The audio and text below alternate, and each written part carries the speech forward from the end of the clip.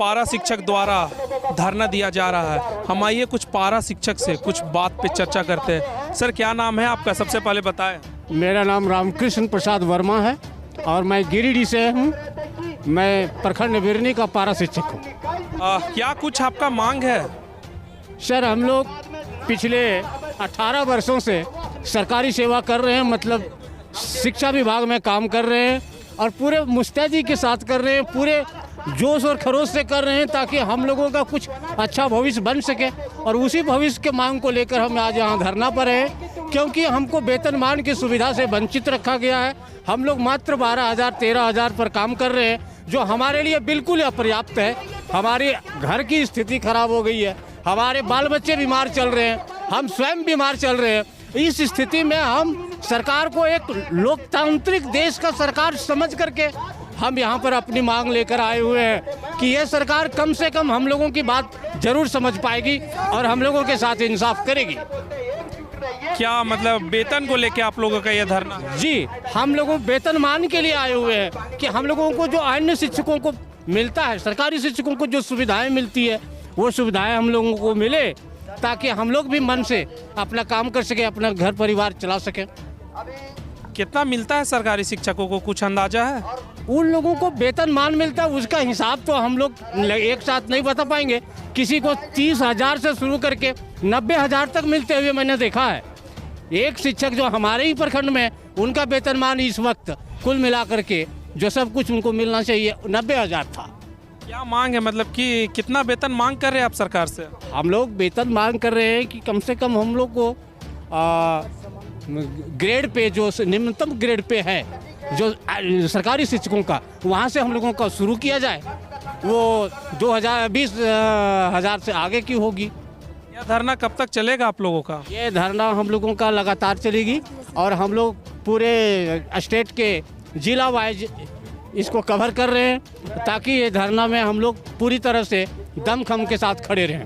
अभी दूसरे पारा शिक्षक से हम जुड़ के उनसे समस्याओं का जानने की कोशिश करते हैं। क्या नाम हुआ आपका? रिसाल चंद यादव। कौन से जिले से है आप? गिरिडीह जिले से। आप लोग जो धरना दे रहे हैं, इसका मुख्य उद्देश्य क्या है?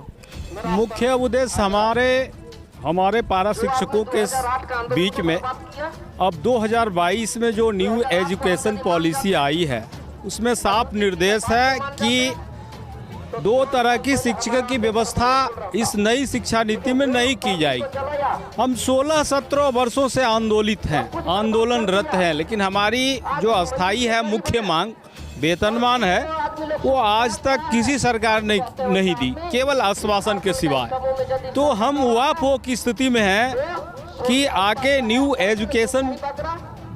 एजुकेशन पॉलिसी है उसके तहत हम कैसे काम करेंगे, उसके साथ हमें काम करना है। हमें अस्थाई और वेतनमान करना है, सरकार की दायित्व बनती है। साफ सरकार भी मानती है कि पारा शिक्षक ये प्राइमरी शिक्षा का रीढ़ है।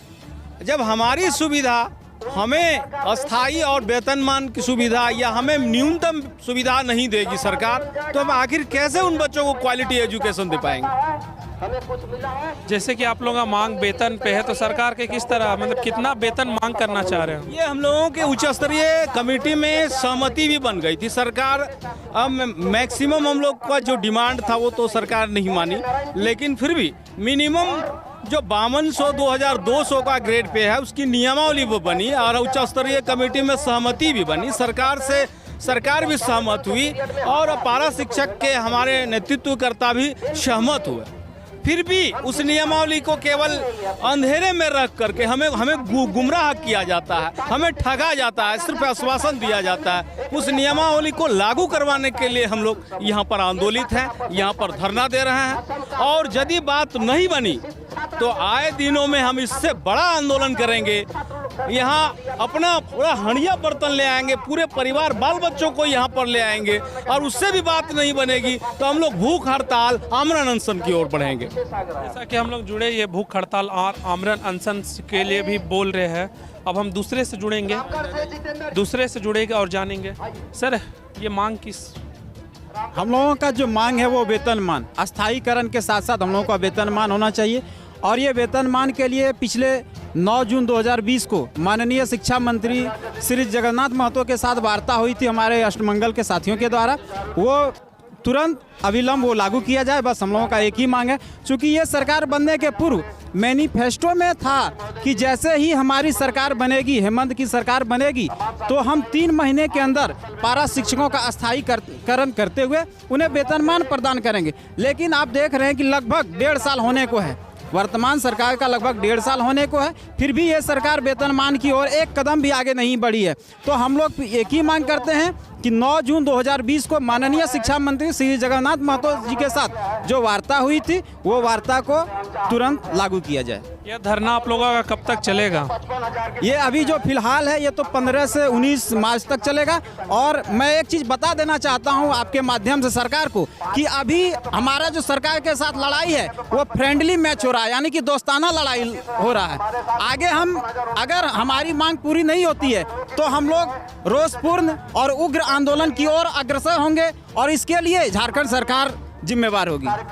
जैसा कि अभी इन्होंने कहा कि अभी दोस्ताना आंदोलन चल रहा है, अगर सरकार हमारी बात नहीं सुनती है तो ये आंदोलन उग्र का रूप धारण कर लेगी। जुड़े रहिए जोहार। किन मुद्दों को लेके आप धरने पे बैठे हैं?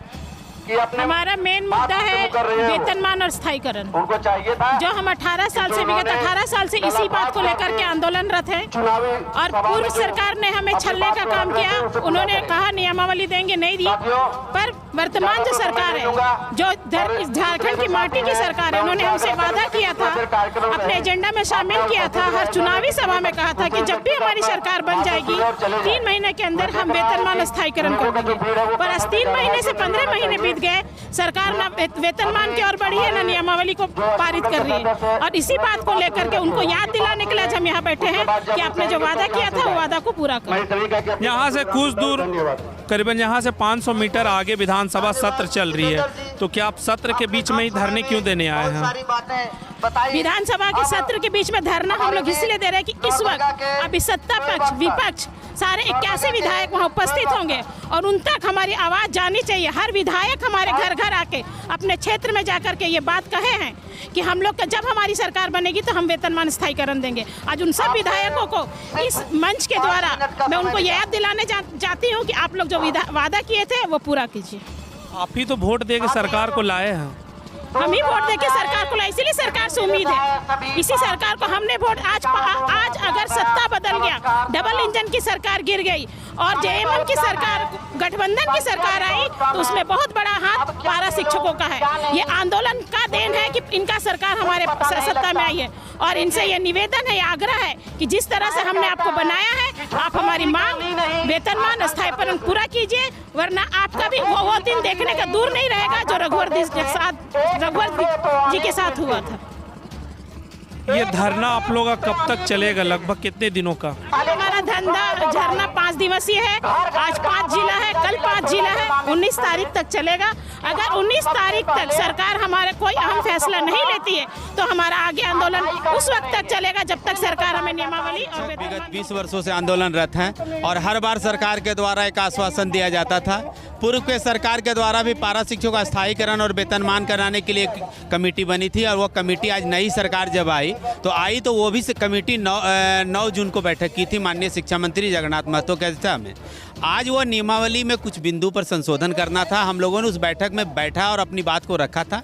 मुख्यमंत्री चूंकि प्रभारी शिक्षा मंत्री हैं, उनको आपके माध्यम से हम अनुरोध करते हैं कि वह जो नियमावली बनी हुई है उसको जल्द से जल्द राज्य के पारा शिक्षकों के हित में लागू करें ताकि 65,000 परिवार को स्थायीकरण और वेतनमान का लाभ प्राप्त हो सके।